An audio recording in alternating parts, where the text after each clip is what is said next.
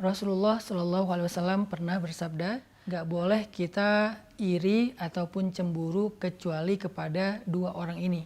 Salah satu di antara dua orang ini adalah orang yang Allah berikan harta yang berlebih, kemudian dia menghabiskan harta itu di jalan Allah SWT. Ini orang yang layak kita cemburui. Bahkan ini termasuk di antara rasa cemburu yang berpahala malah. Jadi artinya kalau misalnya kita cemburu kepada orang kayak gini, kita dapat pahala dari rasa cemburu kita, apalagi kalau kita meniru. Makanya dulu di antara para sahabat miskin pernah ada yang curhat ke Nabi gini, ya Rasulullah, orang kaya itu memborong pahala.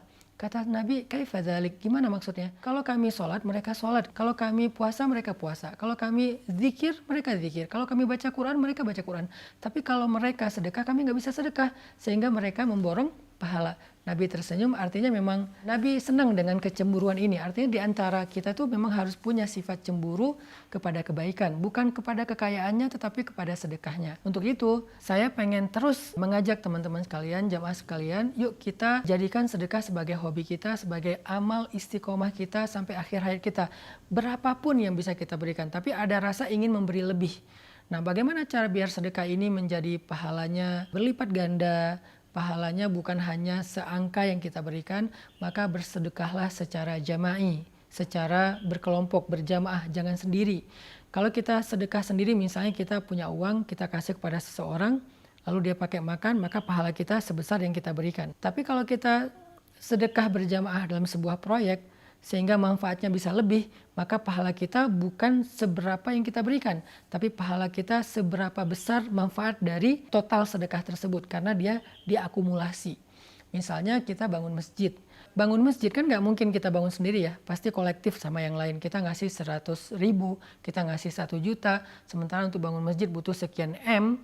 Sebutlah kayak Masjid Rohilah, kita butuh dana sekitar 4 miliar, sekarang kita baru selesai 2 miliar, masih setengah lagi, maka uang kita tuh cuma 1 juta, tapi kebutuhan dananya tuh 4 miliar. Ketika dikolektifkan mencapai angka 4 miliar, insya Allah 4 miliar itu akan menjadi sebuah masjid yang layak, masjid yang luas, masjid yang menampung 1.000 jamaah setiap hari, yang di dalamnya dipakai amal soleh mulai dari sholat, ibadah, Quran, ta'lim, ilmu, dakwah, dan banyak lagi kebaikan yang lain. Kita tuh dapat pahala kolektif, teman-teman. Itulah bedanya beramal sendiri dengan beramal berjamaah. Sama kayak sholat sendiri dengan sholat jamaah. Sholat sendiri dapat 1 pahala, sholat jamaah dapat 27 pahala. Begitu juga sedekah.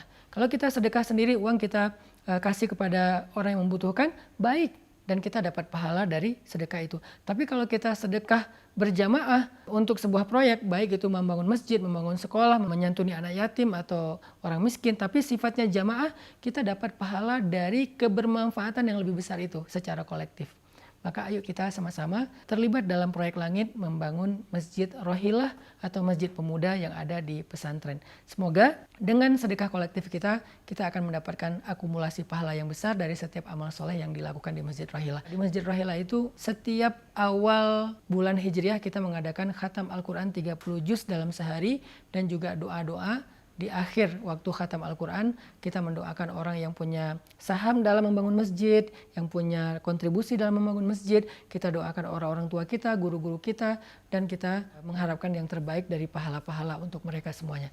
Sehingga membangun Masjid Rohilah bukan sekedar membangun fisik, tetapi membangun rumah kita di surga insya Allah. Barakallahu fikum.